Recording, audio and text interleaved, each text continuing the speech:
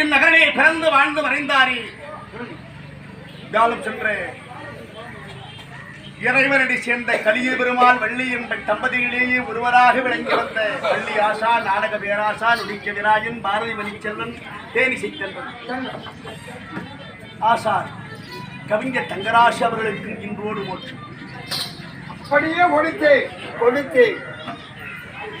அது மட்டுமல்ல, இந்த நாடகத்தை கண்டுகளிக்கின்றார்களே அத்தனை ஜீவாத்மாக்களுக்கும் இறைவன் கொடுத்த ஆயுள்காலம் எதுவோ அதுவரை இந்த பூமி விஷயை வாழ்ந்து அவர் இறக்கும் பொழுது அவர்களுக்கு நீ 4 தர வேண்டும். கண்டிப்பாக.